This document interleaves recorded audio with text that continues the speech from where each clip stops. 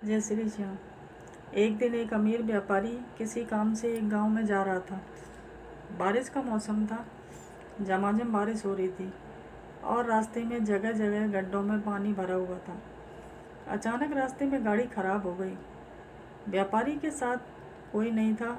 उसने गाड़ी सड़क किनारे खड़ी कर दी और किसी वाहन का इंतज़ार करने लगा। लेकिन घनघोर बारिश और तूफान की वजह से सड़क सुनसान था। शाम ढलने लगी तो व्यापारी को चिंता सताने लगी। अचानक उसने देखा एक गरीब व्यक्ति साइकिल से गुजर रहा है। सड़क किनारे अपनी गाड़ी में बैठे बैठे उसने साइकिल सवार को आवाज़ देकर रोका और पूछा, कहीं कोई गाड़ी का मैकेनिक मिल सकता है क्या? साइकिल सवार ने बताया कि इतनी बारिश में दूर दूर तक उसे कोई मैकेनिक नहीं मिलेगा। यह सुनकर व्यापारी चिंतित हो उठा। तब साइकिल सवार ने बड़ी विनम्रता से कहा, भाई साहब, अगर आप चाहें तो पास ही बने भगवान के घर में आज रात विश्राम कर सकते हैं। वहाँ आपको रहने की सारी सुविधाएं मिलेंगी। व्यापारी राजी हो गया।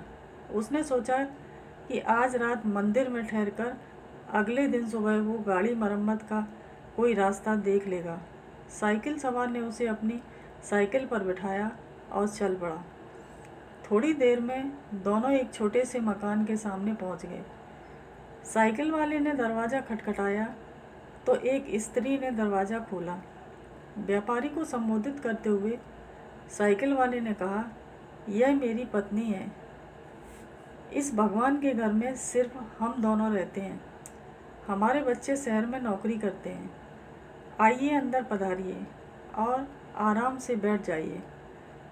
थोड़ी ही देर में साइकिल वाले की पत्नी गरम गरम चाय नाश्ता ले आई। रात का खाना भी पकने लगा। व्यापारी को सब कुछ बहुत अच्छा लग रहा था, लेकिन उसे एक बात समझ में नहीं आ रही थी कि साइकिल वाले ने अपने घर को भगवान का घर क्यों कहा। यह कोई मंदिर तो है नहीं। आखिर उससे रहा नहीं गया तो उसने पूछ ही लिया कि वो क्यों अपने मकान को भगवान का घर कह रहा है। लोग तो अक्सर यही कहते हैं कि मेरे घर में भगवान विराजमान है, या मेरे घर में भगवान के लिए पूजा घर बनवाया है, या मेरे घर में भगवान आए हैं। यह सुनकर साइकिल वाले व्यक्ति ने कहा, हाँ, आपने ठीक कहा। अक्सर लोग यही कहते हैं कि घर हमारा है और भगवान हमारे घर में विराजमान है, लेकिन हम ऐसा नहीं कहते, क्योंकि अगर हम अपना घर कहेंगे तो उसमें हम अपनी इच्छा अनुसार कुछ भी उल्टा पुल्टा कर सकते हैं। लेकिन अगर हमने भगवान का घर कहा तो हम वहाँ कोई गलत अनाचार वाले काम नहीं कर सकते और हमेशा उन्हीं सद्विचारों में रहते हैं जैसे हम सब मंदिर के अंदर होते हैं।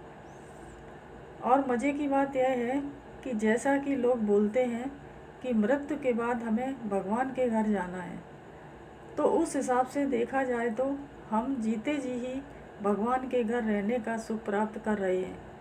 उस व्यक्ति के इतने सुंदर विचार से व्यापारी बहुत प्रेरित हुआ और उसने भी अपने घर को भगवान का घर कहने का मन बना लिया। जय हिंद।